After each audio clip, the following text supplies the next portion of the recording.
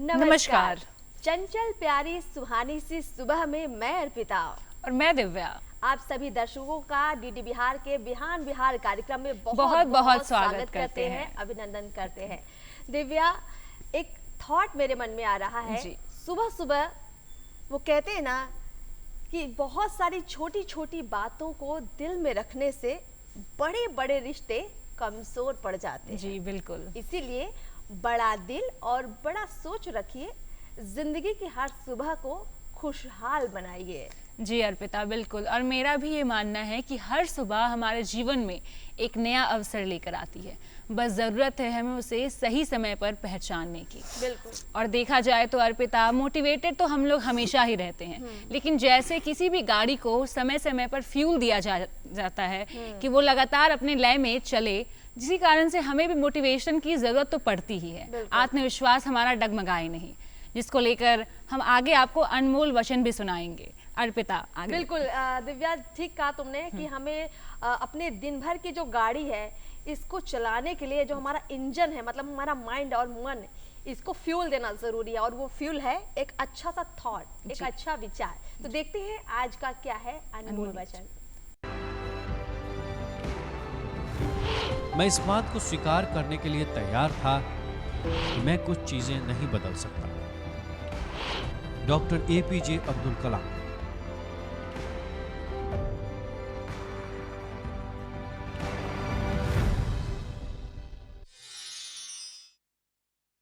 और इसके बाद हम आपको दिखाएंगे आज का योग विहान, क्योंकि इसके पहले हम आपको बताना चाहेंगे कि योग हमारे जीवन में किस तरह से असर करता है, किस तरह से प्रभाव डालता है।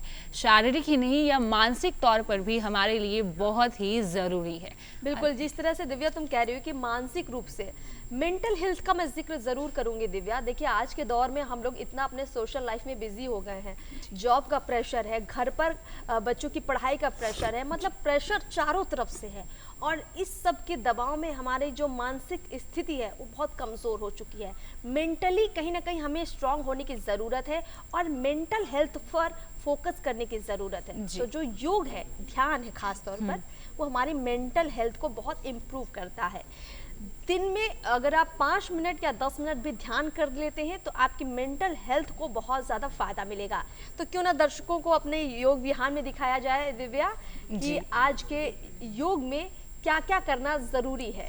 जी बिल्कुल अर्पिता, योग विहान हम अपने दर्शकों को दिखाना चाहते हैं, एक नज़र डालिए।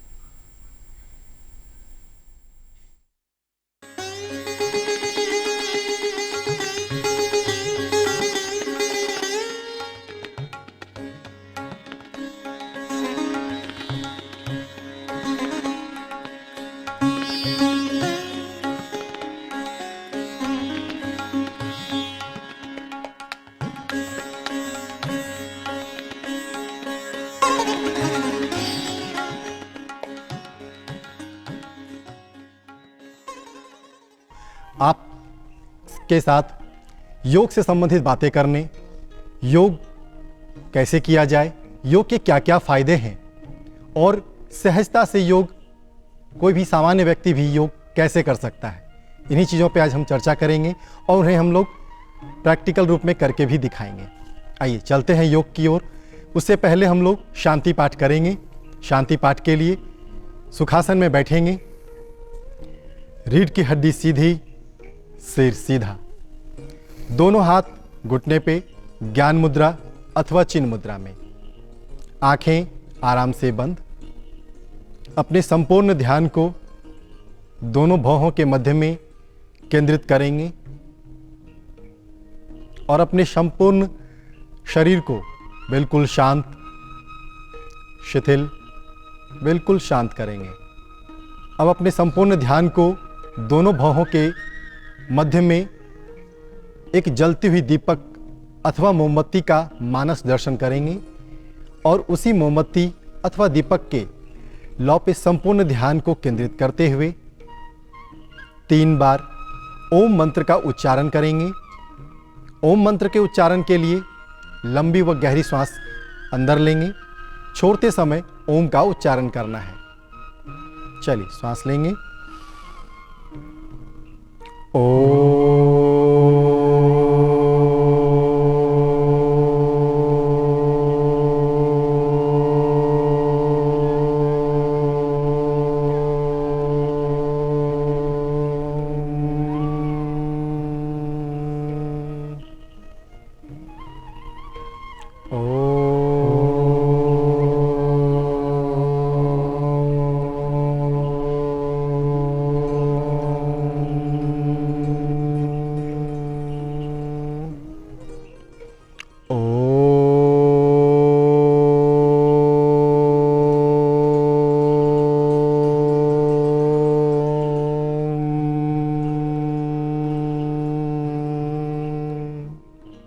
शांति पाठ का शांति मंत्र पहले मैं फिर आप।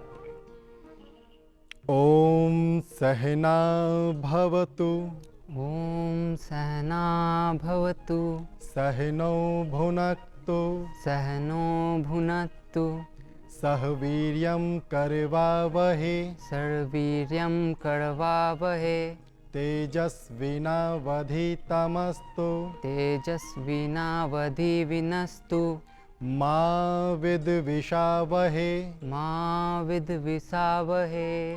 ओम शांतिः ॐ शान्तिः शांतिः शान्तिः शांतिः शान्तिः।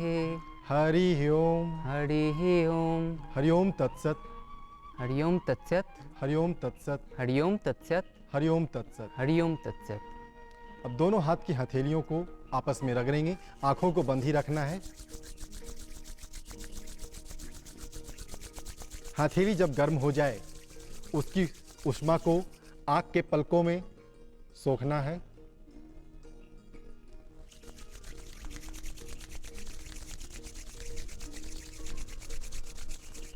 इस बार फिर से हथेली की संपूर्ण ऊष्मा को आंख के पलकों में सोखेंगे। चेहरे पे हाथ फिराते हुए धीरे धीरे दोनों हाथ घुटने पे। अब आंखों को सहजता पूर्वक खोल लेना है। हरिओम तत्सत। हरि ओम तत्सत्। चलिए अब हम लोग चलते हैं योगाभ्यास की ओर। योगाभ्यास में सबसे पहले मैं ये बताना चाहूंगा कि जब व्यक्ति बिस्तर से सो के उठता है तो धरती पे सबसे पहले अपने पांव रखता है, पांव में भी अपने पांव की उंगलियां रखता है। तो पांव की उंगलियों से हम लोग अभ्यास शुरू करेंगे। सबसे पहला अभ्यास जो हम लोग शुरू करेंगे वो है पादांगुली नमन का, यानी कि पैर की उंगलियों से नमन करने का अभ्यास करेंगे। मैं बोलूँगा, हमारे शिष्य संभव प्रजापति भी आपको करके दिखाएंगे। सबसे पहले दोनों हाथों से पीछे टेका लेंगे, दोनों पैर बिल्कुल सामने सीधे फैलाएंगे, पैर बिल्कुल सीधे, तलवा सीधा रहेगा। श्वास लेते हुए पैर की उंगलियों को अपनी ओर, केवल उंगलियों को अपनी ओर खींचना है। खींचने के बाद श्वास रोकना है। धीरे धीरे श्वास छोड़ते हुए पैर की उंगलियों को सामने की ओर झुकाना है। बाहर भी श्वास रोके रखेंगे। फिर श्वास लेते हुए धीरे धीरे अपनी ओर, श्वास छोड़ते हुए सामने की ओर। सेम काम करना है। श्वास लेते हुए दोनों तलवे को अपनी ओर खींचना है। एक, श्वास रोके रखेंगे, तनाव होने देना है। दो, श्वास छोड़ते हुए धीरे धीरे नीचे, बाहर भी श्वास रोके रखेंगे। तीन, श्वास रोक के रखना है। चार, सामने, बाहर भी श्वास को रोक के रखना है। हर दो अभ्यास के बाद बीच में 2 बार लंबी व गहरी श्वास अंदर लेनी है।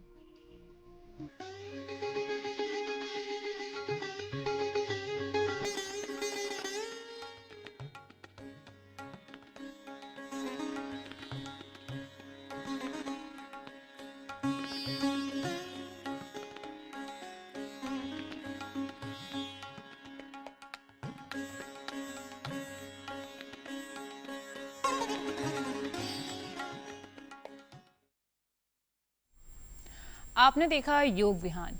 ऐसे ही हम रोज़ आपके समक्ष योग विहान कार्यक्रम लेकर आते हैं, जिससे आपको प्रेरणा मिल सके कि हमें किसी भी हालात में अपने बिजी शेड्यूल में कम से कम 5 मिनट का समय निकालकर योग अवश्य करना चाहिए, जिसकी आपकी मानसिक हेल्थ और शारीरिक हेल्थ दोनों ही सही रहे। बिल्कुल जी दिव्या, अर्पिता। ठीक तुमने कहा कि योग के बारे में हम लगातार अपने दर्शकों को बता रहे थे, लेकिन अब बढ़ते हैं अगले सेगमेंट की ओर। दिव्या, आज जिस बारे में मैं बात करूंगी, देखिए वो भारतीय सभ्यता, भारतीय संस्कृति को भी कहीं ना कहीं परिभाषित करती है। जी हाँ, भारतीय मूर्ति कला शुरुआत से ही यथार्थ को दिखाती आई है और भारतीय मूर्ति कला के बारे में गहनता से समझना इतना आसान नहीं है। अगर हम भी समझना चाहेंगे तो उसके लिए हमें सिंधु घाटी सभ्यता तक का अध्ययन करना पड़ेगा। लेकिन इसके बावजूद आज के कार्यक्रम बिहार बिहान में हमने एक खास मेहमान को बुलाया है। जी हाँ, हमारे साथ इस वक्त स्टूडियो में मौजूद हैं मूर्तिकार रामू कुमार पंडित जी। बहुत बहुत स्वागत है रामू जी आपका कार्यक्रम में जी। और जैसा हमने आप बताया दर्शकों को कि आपसे हम समझेंगे कि मूर्ति कला होती कैसे है और इससे हमारे जीवन पर क्या प्रभाव पड़ता है।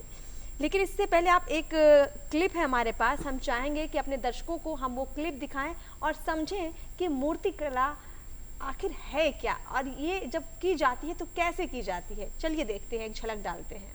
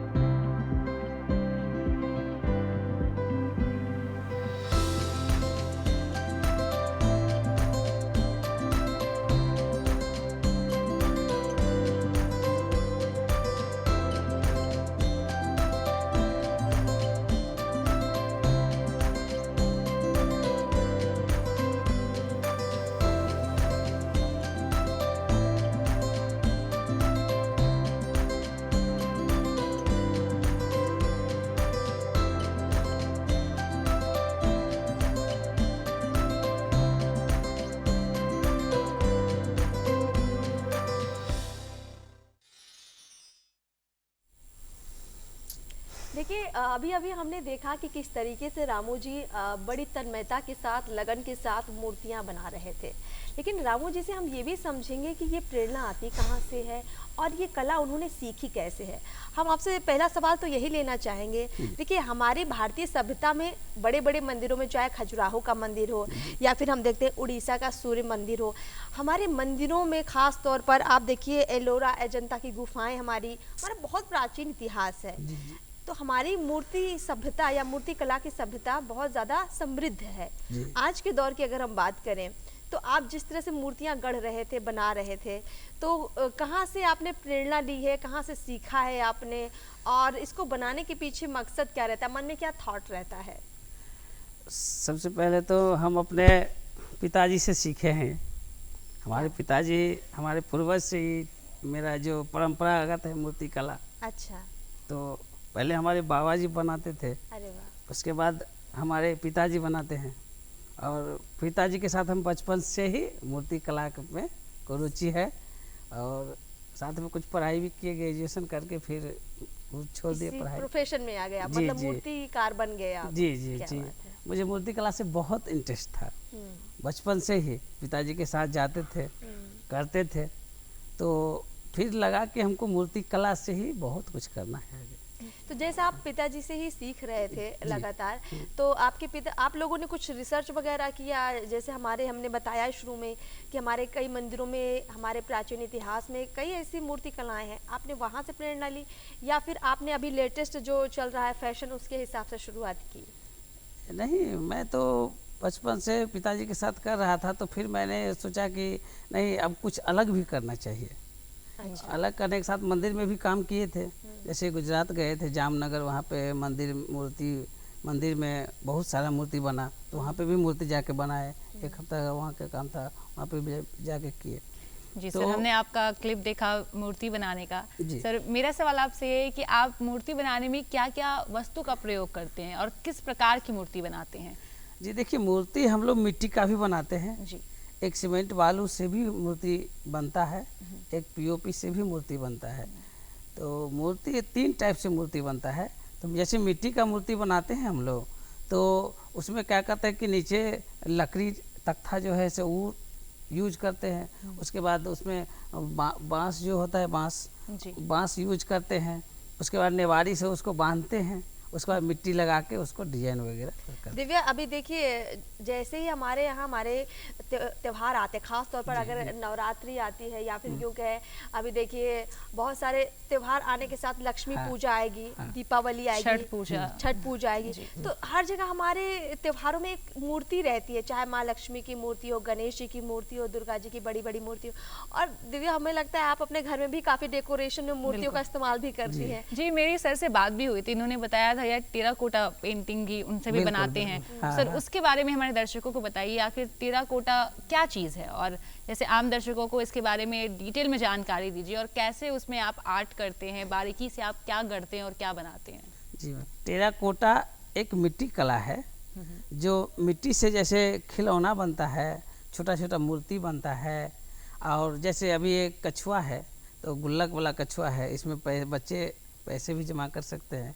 तो इसको जब मिट्टी से बनाते हैं और हम लोग एक भट्ठी लगाते हैं, भट्ठी से निकल के जो रेड हो जाता है, पक जाता है, उसको ही टेराकोटा बोलते हैं, है ना। तो टेराकोटा में बहुत सारे वस्तुएं बनती है, जैसे हो गया कि पॉट बनता है, गमला बनता है। जैसे ये हम लोग मिथिलांचल का प्रसिद्ध पर्व सामा चकेवा होता है, वो बनाते हैं। दुर्गा जी की मूर्तियाँ बनती हैं, काली जी की मूर्तियाँ, गणपति जी की मूर्तियाँ, बहुत सारा मूर्तियाँ जो है सो हम लोग वो बनाते हैं, टेराकोटा में भी बनाते हैं। और मूर्ति भी पुआर से, निवारी से बांध के भी बनाते हैं मूर्ति। सर, बेहद खूबसूरत काम है। किसी निर्जीव चीज़ों में आप ऐसा मतलब काम करते हैं कि इसमें जान भर देते हैं। लोग ऐसा कहते हैं कि कुछ मूर्तियों को देखकर लगता है कि वो बोल उठेंगी। बिल्कुल सर, वो आपकी शिल्प कला है, आप लोगों जैसे की शिल्प कला है, जिसके शब्दों से, हमारी जुबान से इस तरह के शब्द निकलते हैं। एक बात और मैं आपसे समझना चाहूँगी, देखिए मूर्ति कला के बारे में हम लोगों का काफ़ी इंटरेस्ट है, ख़ास तौर पर अगर हम लोग डेकोरेशन की बात करें। आजकल हम देखेंगे कि आप लोगों का भी इंटरेस्ट होगा कि आप मार्केट जाते हैं तो सोचते हैं कि कुछ ऐसा पॉट खरीद लें या फिर कुछ ऐसी मूर्तियाँ खरीद लें जिनको जब भी आप देखें तो लगे कि वो कुछ संदेश दे रही हों या आपसे कुछ कहना चाहती हों। ऐसी मूर्तियाँ जिन्हें हम बोलती हुई मूर्तियाँ कहते हैं जी, दिव्या, बिल्कुल। वो मूर्तियाँ जब आप लेकर घर आते हैं तो आपका दिन बन जाता है, आपका मन खुश हो जाता है।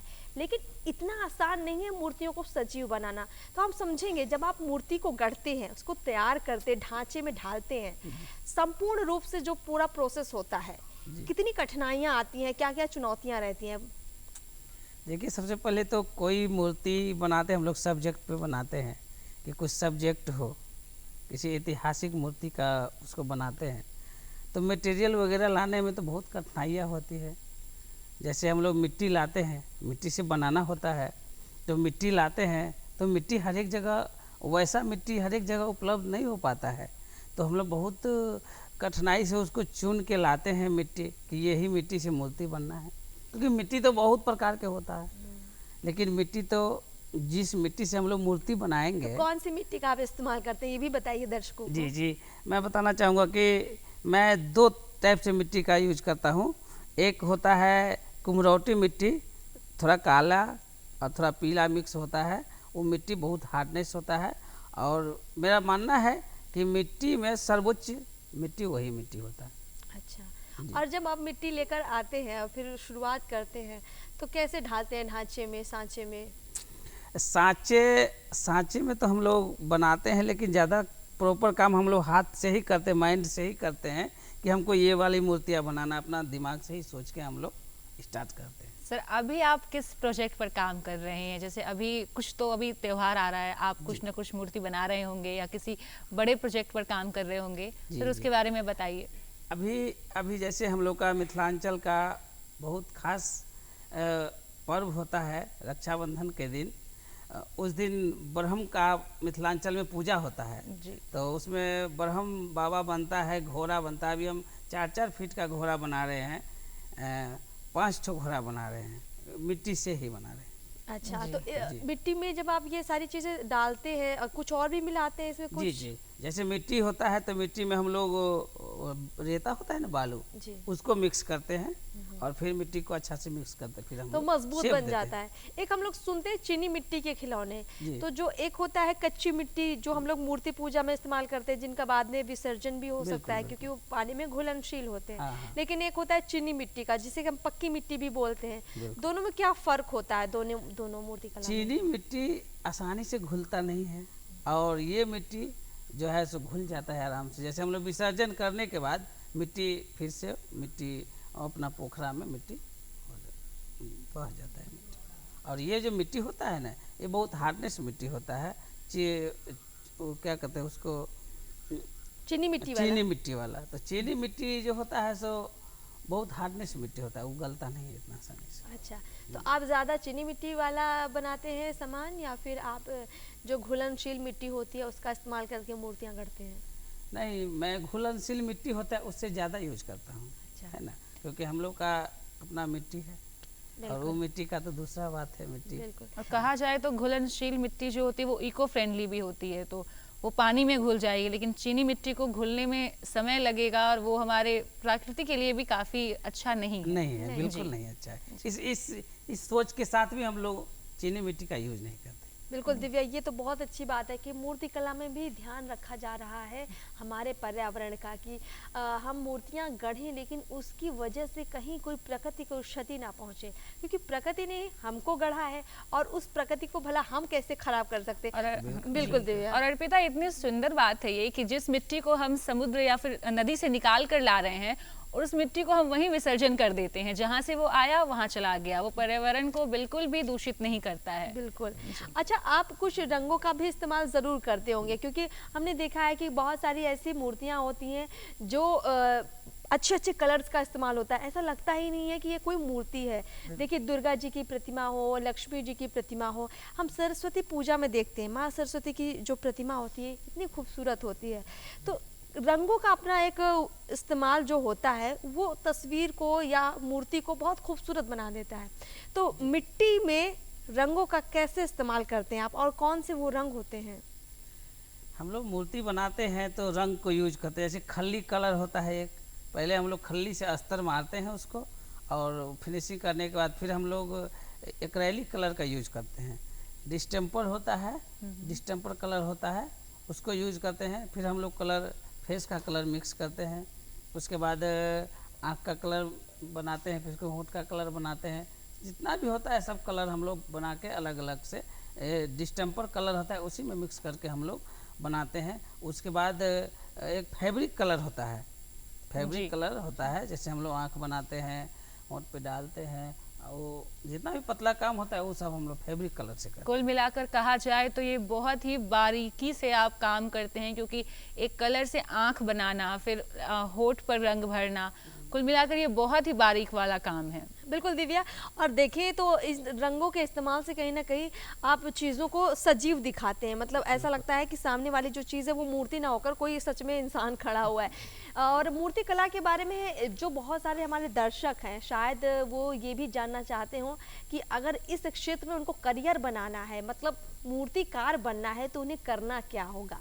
देखिए, सबसे पहली जो बात है, अगर मैं आपको बताना चाहूँ तो उसके लिए आपका दिल लगना चाहिए, आपकी इच्छा होनी चाहिए। क्यों दिव्या? जी बिल्कुल, जिस चीज़ में आपका हॉबी है, आपको वो पसंद है और वो आपका प्रोफेशन बन जाए, तो इससे अच्छी बात आपके जीवन के लिए और क्या हो सकती है। और हमारे साथ इनके साफ एक एग्जाम्पल बैठे हुए हैं जो अपने प्रोफेशन को, अपनी हॉबी को ही अपना काम बना लिया है उन्होंने। चलिए रामू जी, आपने बहुत अच्छी बातें हमारे दर्शकों को बताई मूर्ति के बारे में, और मूर्ति कला कैसे गढ़ी जा सकती है इसके बारे में आपने दर्शकों को जो बातें बताई, उम्मीद करते हैं कि लोगों को बहुत ज़्यादा पसंद आई होंगी और लोगों को बहुत कुछ सीखने को भी मिला होगा। बहुत बहुत शुक्रिया आपका हमारे कार्यक्रम में आने के लिए, और आपने तमाम बातें हमारे बिहार बिहान कार्यक्रम में रखी हैं। और इसके पहले हमारे एक नए गेस्ट भी आपके साथ मौजूद हैं, मैं उनका इंट्रोडक्शन कराऊं। इसके पहले अर्पिता, मैं आपसे एक चीज़ पूछना चाहूँगी। आप कभी भी किसी भी गाना सुनती होंगी या फिर कोई भी किताब पढ़ती होंगी, तो आपको सबसे अच्छा उनमें क्या लगता है? देखो दिव्या, सीधी सी बात है, जब भी आप कोई चीज़ सुनते हैं, देखते हैं या पढ़ते हैं, कहानी जी बहुत इम्पॉर्टेंट होती है। पटकथा, यानी उसमें कितनी जान है, कितनी गहराई है। अगर फिल्म हो या कोई स्टोरी हो या कोई गीत क्यों ना हो, अगर उसकी स्क्रिप्ट अच्छी नहीं है जी, तो बिल्कुल मज़ा नहीं आता है। वो कहते हैं शब्दों का बोल जो होता है बहुत मायने रखता है, क्योंकि आपकी सारी भावनाएं उन शब्दों में ही तो निहित होती है। बिल्कुल, और इसीलिए बिहार बिहार में हमारे साथ है गीतकार, स्क्रिप्ट राइटर सत्येंद्र स्वामी जी। आपका बहुत बहुत स्वागत है हमारे कार्यक्रम में। और दर्शकों को हमने जैसा शुरुआत में ही एक इशारा दे दिया कि आप पटकथा लिखते, स्क्रिप्ट राइटिंग में आपका जो एक लंबा अनुभव है, 1985 से आप काम कर रहे हैं स्क्रिप्ट राइटिंग में, और कई बड़ी बड़ी फिल्मों में काम किया, भोजपुरी फिल्मों में भी आपने काम किया। तो निश्चित रूप से आज हमारे जो दर्शक हैं, जो स्क्रिप्ट राइटिंग में अपना करियर बनाना चाहते हैं, जो गीतकार बनना चाहते हैं, उनको आप बहुत कुछ आज ज़रूर बताएंगे। तो पहला सवाल आपसे ही लूँगी मैं कि स्क्रिप्ट राइटिंग के लिए क्या ज़रूरी है, कौन सा वो थॉट है, कौन सी वो कला है जो ज़रूर आनी चाहिए एक स्क्रिप्ट राइटर बनने के लिए? सबसे पहले तो बिहार बिहान देखने वाले सभी दर्शकों को मेरा नमस्कार। एक कोई भी फिल्म बनाने के लिए एक अच्छी कहानी, उसका पटकथा, संवाद होना जरूरी होता है। सबसे पहले हम चुनते हैं एक कंसेप्ट, एक ऐसा कंसेप्ट जो जिसका कंटेंट बिल्कुल नया हो। उसके बाद उसको एक कहानी का रूप देते हैं। कहानी का रूप देने के बाद पटकथा लिखते हैं, जो स्क्रीन पर हम देखते हैं उस पटकथा के अनुसार ही फिल्माया जाता है। उसको पटकथा लिखते हैं, और पटकथा लिखने के बाद उसमें डायलॉग्स लिखे जाते हैं, संवाद भरे जाते हैं। जी जी। तो आप भी सर किसी तो राइटर को पढ़ते होंगे या फिर किसी लेखक को आपके कोई इंस्पिरेशन होंगे। सर इसके बारे में बताइए कि आपने किनको पढ़कर स्क्रिप्ट राइटिंग जैसे करियर को चुना है? स्क्रिप्ट राइटिंग से पहले मैं शेरो शायरी, कविताएं और गाने लिखा करता था। बहुत खूब सर। और यहाँ एक कवि थे स्वर्गीय श्री रामदयाल पांडे जी। जी जी। वो मेरे प्रेरणा स्रोत हैं। उनकी कविता 10वां में पढ़ाई जाती है, कि वसंत के चपल चरण पिकी पुकारती रही, पुकारते धरा गगन मगर कहीं रुके नहीं वसंत के चपल चरण। क्या बात है, क्या बात है, बहुत खूब। यानी आप साथ साथ में गीतकार होने के साथ साथ आप कविताओं का पाठन भी करते हैं, एक लिखते कविता भी हैं। उन्हीं का है, रामदयाल पांडे जी का है, मेरा नहीं है। आप लिखते हैं कविताएं? हाँ, कविता लिखते हैं। अच्छा, अगर कुछ जहन में हो तो जरूर एक बार बिल्कुल सुनाइए। बिल्कुल बिल्कुल। सबसे पहले उनके साथ मैंने जो मंच साझा किया था, उस समय 9th 10th में पढ़ता था। अच्छा, पढ़ने के बाद जब मंच साझा किया तो एक कविता लिखा था मैंने कि नारी ममता का चोला पहनकर दर दर ठोकरे खाती है। ये टूटी फूटी भाषा में है, उस वक्त का लिखा हुआ, क्या बात है। जिस समय 9th 10th में पढ़ते थे उस वक्त का लिखा हुआ है जी। कि नारी ममता का चोला पहनकर दर दर ठोकरे खाती है, उसे लाख मुसीबत आने पर भी आंचल से ममता बरसाती है।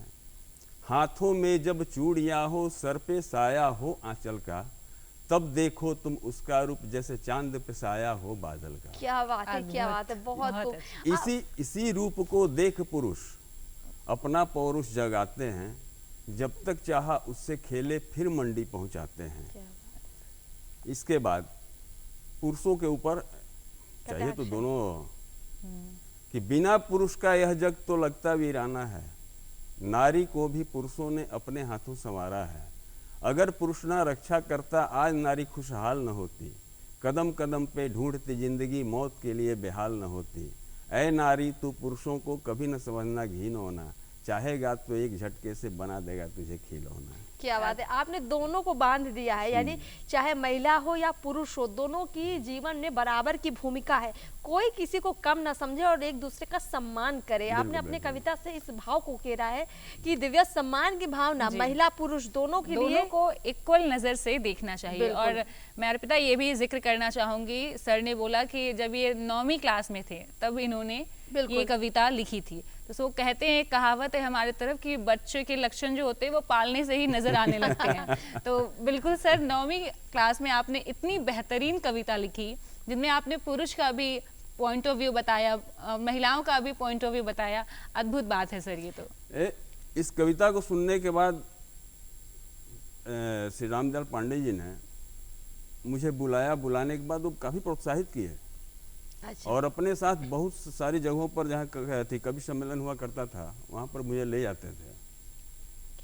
मैंने एक मार्गदर्शक के रूप में बिल्कुल वो मेरे रहे हैं। बिल्कुल। और मेरे जीवन का सबसे पहला शायरी जो मैंने लिखा था कि दर्द बड़ा बेदर्द है, जब लिख रहा था शायरी, अच्छा। बाहों में ना थी महबूबा ना मेज पर थी डायरी। क्या बात है, क्या बात है, तो तालियां बजनी चाहिए। आपने तो बिहार को शेर और शायराना बना दिया एकदम से। तो बिहार में शेर शायरी के साथ साथ हम थोड़ा सा बात भी कर लेते हैं और समझ लेते हैं कि स्क्रिप्ट राइटिंग करनी है किसी को तो आप शुरुआत कैसे करते हैं। देखिए, मन में जो विचार है, जो भाव है, और खास तौर पर अगर कोई पटकथा लिखनी है, एक छोटी सी कविता लिखने के लिए बहुत दिमाग लगाना पड़ता है, बट अगर किसी फिल्म की कहानी लिखनी है, कोई शॉर्ट फिल्म लिखनी है, तो एक विचार आता है लेकिन कलम डगमगाती है क्योंकि शब्दों को भी पकड़ना है, कहानी में गहराई भी देनी है, ट्विस्ट भी चाहिए, ड्रामा भी चाहिए, लव स्टोरी भी चाहिए, एक्शन भी चाहिए। तो ये जो दौर होता है किसी भी राइटर का, कैसे निकलते हैं आप और शुरुआत कैसे करते हैं? सबसे पहले तो बता दें आपको कि जो भी कहानियाँ कोई ही बनाता है, कंसेप्ट कोई ही बनाता है, तो इसी समाज से उठाता है। कहीं ना कहीं उस तरह की घटनाएं इस समाज में घटित होती रहती है जिसे हम उठाते हैं और उठाने के बाद बाखूबी एक रूप देने का प्रयास करते हैं। और जब एक उसका रूप एक अच्छा बन जाता है, जैसे कोई मूर्तिकार है, रूप बनाने के बाद उसका सारा चीज़ करता है, फिनिशिंग करता है, देता है, तो एक कंसेप्ट बन गया। कंसेप्ट बनने के बाद उसका एक कहानी के रूप दिया गया। उसको फिर देखा गया कि उसमें क्या है, क्या नहीं है, कहाँ कमी हो रही है, कहाँ ज़्यादा हो रहा है, तो एक लेवल पर उसको लाके और फिर उसको हम लोग पटकथा संवाद के लिए आगे बढ़ते हैं। जैसे कि आप एक पटकथा लिखते हैं, तो जैसे आपका ये पेशा ही है तो आपको तो लिखना ही होता होगा। तो सर, मैंने कई ऐसे डायरेक्टर से मैंने सुना है, पढ़ा है कि उन लोगों को स्टोरी जनरेट करने के लिए वो विदेश चले जाते हैं या फिर कई जगह घूमने चले जाते हैं, उनके माइंड फ्रेश रहे और नया नया स्टोरी वो जनरेट कर सके। तो सर, क्या इसमें कितनी सच्चाई है? और सच्चाई के साथ साथ ऐसा मतलब क्या आप लोग जनरेट करते हैं? मतलब इतना क्रिएटिविटी चाहिए होता है, आप लोग इतना समझते हैं और एक एकांत चाहिए स्टोरी जनरेट करने के लिए। सर, इसके बारे में समझाइए। अच्छा, अगर मान लीजिए आपको आम दिया जाए खाने के लिए, आम का सीजन है, जी आम खाइएगा तभी उसका स्वाद पता चलेगा कि जी कैसा बिल्कुल है। जी बिल्कुल। अगर मान लीजिए दार्जिलिंग का सीन मुझे लेना है, मैं दार्जिलिंग कभी गया नहीं, ओके और दार्जिलिंग के बारे में लिखना है कि वहाँ क्या क्या है क्या क्या नहीं, तो पहले उसके बारे में मुझे जानकारी लेनी पड़ेगी। या तो किताब से इकट्ठा करें या वहाँ जाकर इकट्ठा करें। बिल्कुल उस बारे में जानकारी लेंगे तभी उसको हम एक रूप दे सकते हैं, उसको लिख सकते हैं। बिल्कुल। यानी कि आप लोग का जो पेशा है ये 9 to 5 जो लोग डेस्क जॉब करते हैं इससे बिल्कुल डिफरेंट है। बिल्कुल, आप बिल्कुल, जाइए बिल्कुल। फील्ड पर, लोगों को देखिए और स्टोरी बनाइए। बिल्कुल। तो ये बहुत अद्भुत काम है। देखिए स्क्रिप्ट राइटिंग और साथ में गीत लिखना और शब्दों को पिरोना। देखिए हम जब कोई गाना सुनते हैं तो नॉर्मली देखते हैं दिव्या कि उसमें हमें एक म्यूज़िक सुनाई पड़ता है और कुछ बोल होते हैं।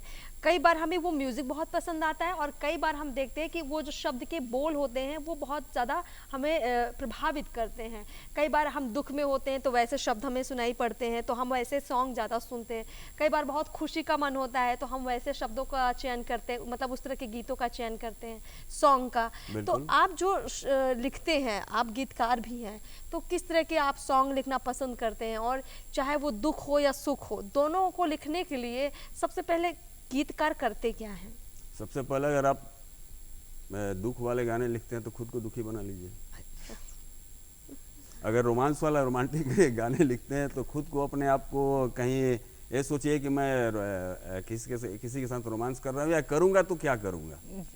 अगर कोई सामने हो, रोमांस करना, उससे अपनी भावनाएं व्यक्त करनी है तो कैसे करेंगे, तो अपने आप को ढालना पड़ेगा। Imagination power. हाँ, जैसे अभी एक लड़का यहीं का है, पटना का ही है, गाना गाया भोजपुरी में, गंगा जी के पनिया निहन पाक बाड़ू धनिया हो, पवित्र होखे द, अब ही बाड़ू तू अमनिया हो, पवित्र होखे द। ये रोमांटिक सॉन्ग है। अच्छा जो हमें समझ नहीं आ रहा है। नहीं, भोजपुरी में इसलिए नहीं समझ में आ रहा है। जी हाँ। जी सर, तो मैं ये भी पूछना चाहूँगी सर, ये तो हो गया जैसे आपका ये पेशा, आपको डिमांड आते रहता होगा कि मुझे कभी सैड सॉन्ग चाहिए, कभी खुशनुमा चाहिए, कभी पार्टी के लिए चाहिए। तो कभी सर ऐसा हुआ है कि आप दुख वाले सॉन्ग लिख रहे हैं, गाना लिख रहे हैं और झट से आपको कुछ समय बाद खुशी वाला लिखने का डिमांड आ गया? ये बड़ी तो सर टफ कैसे सिचुएशन है। भाव को आप बदलते हैं कि आप दुख से कैसे तुरंत ही ट्रांजिशन कर लेंगे कि मैं अब खुश हूँ, अब मुझे खुशी वाला सॉन्ग लिखना है? तुरंत अपने आप को तो बदलना पड़ेगा, जाहिर सी बात है। और ये कोई बड़ी चीज़ नहीं है। अच्छा। आप खुद कलम उठा लेंगे तो खुशी और गम दोनों तो एक सिक्का के दोनों पहलू हैं। जी। अगर शुरू में आप खुशी के लिखते हैं, तुरंत डिमांड आए कि गम का लिखना है, तो चलो भाई गमगीन हो गए, गम का लिख दिए, कोई दिक्कत नहीं है। वो थॉट दिमाग में लाए, पटल पे उतार दिए उसको। बिल्कुल। आजकल नए नए जो कवि है बहुत ज़्यादा तुकबंदी करते हुए देखे जाते हैं। हम देखते हैं कि शब्दों में लास्ट में वो जो तुकबंदी होती है वो बहुत काफिया ज़्यादा जिसको कहते चलन हैं में लोग। रहती है। हाँ, तो बीच में एक ऐसा दौर भी आया कविताओं का जहाँ तुकबंदी छोड़कर लोग कह सकते हैं खुली रचनाएं करने लगे, जहाँ तुकबंदी को तोड़ दिया गया। उस तरह की रचनाओं को करना और तुकबंदी की रचनाओं को करना, दोनों में क्या फ़र्क होता है? तुकबंदी की रचनाएं जो होती है उसके लिए आपको थोड़ा शब्दों का ज्ञान होना बहुत ज़रूरी है, क्योंकि लास्ट में अगर है तो दूसरा लाइन में भी है आना चाहिए, तभी जाके वो लाइन सटीक बैठेगा। सर माफ़ कीजिएगा, मैं 2 मिनट टोकना चाहूँगी। मैं थोड़ा इस स्क्रिप्ट राइटिंग वाले फील्ड में नहीं हूँ, तो मुझे तुकबंदी समझाइए। ऐसे बहुत से दर्शक होंगे जिन्हें तुकबंदी का मतलब ही नहीं समझ आता होगा, तो तुकबंदी आखिर होता क्या है? बस एक गाना अभी जो मैंने सुनाया, जैसे शायरी जो सुनाया उसी को सुना देता हूँ फिर से, जी। कि दर्द बड़ा बेदर्द था जब लिख रहा था शायरी, ये शायरी हो गया लास्ट में।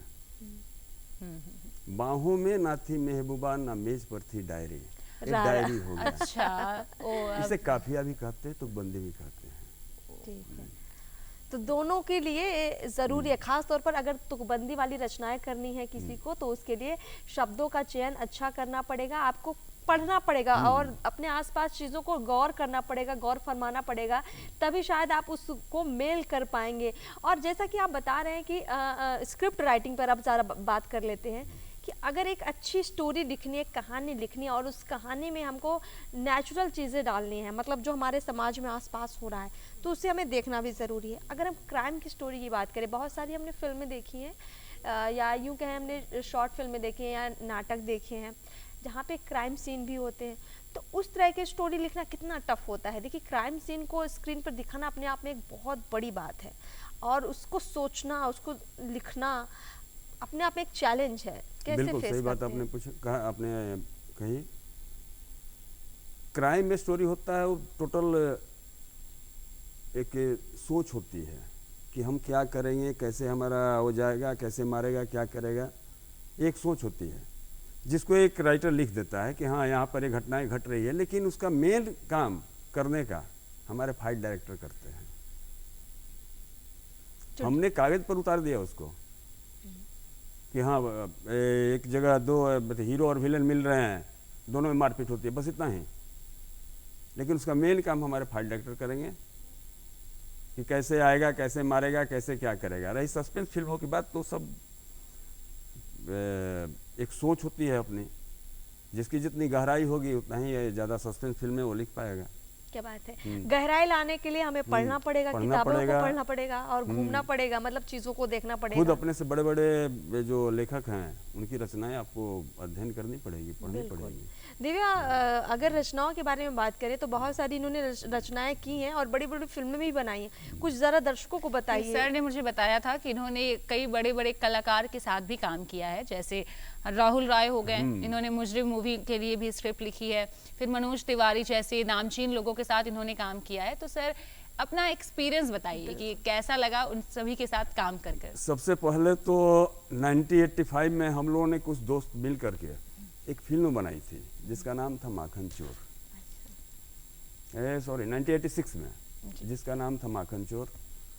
उस वक्त नंदिता मुखर्जी हमारी हीरोइन थी, आशु दत्ता कैमरामैन थे जो बहुत बड़े कैमरामैन हुआ करते थे उस वक्त के।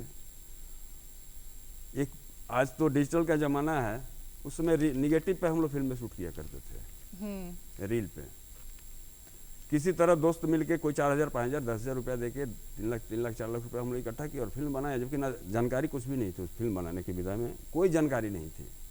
एक दोस्त के कहने पर हम लोगों ने पहल की, फिल्म बनी भी। उस फिल्म में महेंद्र कपूर साहब गाना गाए थे मेरे, अच्छा, कि चोर चोर चित चोर पल्लू चोर माखन चोर, इंद्रानी मुखर्जी और महेंद्र कपूर। क्या बात। अरे उस फिल्म में मैंने निगेटिव कैरेक्टर भी निभाया था, तो एक स्टार्टिंग था। आपने एक्टिंग भी की थी? हाँ, मेन निगेटिव कैरेक्टर मेरा था। अच्छा।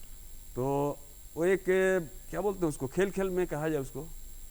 लेकिन इस लाइन का एक है कि जो एक बार इंटर ले लिया, बाहर निकलना बड़ा मुश्किल होता है। अगर श्मशान घाट में कोई कलाकार चिता पर लेटा हुआ है, अगर कोई बाहर से आके बोल दे कि अरे उठ चल तेरे को काम देता हूँ मैं, उठ जाएगा वो। सर टैलेंट बोलता है, ये भी आप कह सकते हैं कि अगर आप में कला है तो आपको कला का प्रदर्शन करना ही चाहिए। उसके बाद बहुत सारी फिल्में आई, फिर दूल्हा फूके चूल्हा, उसमें टीकू तलसानिया, उपासना सिंह, हमारे कुणाल जी, ऐसे ऐसे दिग्गज कलाकार है उसमें थे। जी। उसमें एक गाना था मेरा मोरन ये सॉरी भूल रहे हैं उस गाने को। चलिए, बहुत सारी फिल्मों का आपने जिक्र किया और आपने जो अपने काम का अनुभव भी बताया। देखिए ये अनुभव बहुत आसानी से नहीं मिलता है, किसी भी प्रोफेशन में जाने के लिए बड़ी शिद्दत चाहिए। और जैसा हमने बताया कि चाहे वो स्क्रिप्ट राइटिंग हो, ड्रामा एक्टिंग हो या फिर गीतकार बनना हो, ये तीनों फेज़ में जिस तरीके से यहाँ पर इन्होंने सत्येंद्र स्वामी जी ने एक लंबा अनुभव प्राप्त किया, बहुत ज़्यादा चैलेंजेस को फेस किया। आपने ये अच्छा समय दिया बिहार बिहान कार्यक्रम में, बहुत बहुत शुक्रिया आपका कार्यक्रम में आने के लिए, बहुत बहुत धन्यवाद आपका। कार्यक्रम में आपने हमारे दर्शकों से बातचीत की। तो दर्शकों बढ़ते हैं अब अगले सेगमेंट की ओर। जी हाँ, अगले सेगमेंट में हम आपको बताने वाले हैं कि बिहार बिहान के बाद आप क्या कार्यक्रम डीडी बिहार पर देख पाएंगे। जी हाँ, आप 9 बजे देखेंगे न्यू इंडिया कार्यक्रम, 9:30 बजे आपकी नज़र पड़ेगी माटी की गूंज पर, जिसमें आप सुनेंगे बहुत प्यारे प्यारे से गीत। और इसके बाद आप 12 बजे देखेंगे कार्यक्रम खुला आकाश और 1:30 बजे उपभोक्ता संरक्षण कार्यक्रम पर आप नज़र डालेंगे। इन तमाम कार्यक्रमों के साथ साथ हम आपको ये भी बताना चाहेंगे कि हमारे दर्शकों को बहुत सारी इच्छा होती है दिव्या कि वो हमें अपनी बातें रख पाए, हमें अपनी बातें पहुंचा पाए, और इसके लिए ज़रूरी है दिव्या कि वो हमारा पता नोट कर ले। तो हमारा पता है निदेशक डीडी बिहार, दूरदर्शन केंद्र पटना, फ्रेजर रोड, हमारा पिन कोड है 80001। जी हाँ, इसके अलावा आप हमें मेल भी कर सकते हैं और हमारा मेल आईडी है directorddkpatna@gmail.com। तो दर्शकों को हमने अपना पता बता दिया है दिव्या, और तुम ज़रूर कुछ कहना चाहती हो, क्योंकि अब अंत समय नहीं कहेंगे, एक्चुअली कार्यक्रम में आपसे विदा लेने का समय आया है। बिल्कुल। आज हम आपको यहीं छोड़ जाते हैं, फिर मिलेंगे एक नए कार्यक्रम के साथ, नए गेस्ट के साथ, नई जानकारी को लेकर। तब तक के लिए आपसे लेते हैं विदा। नमस्कार। नमस्कार।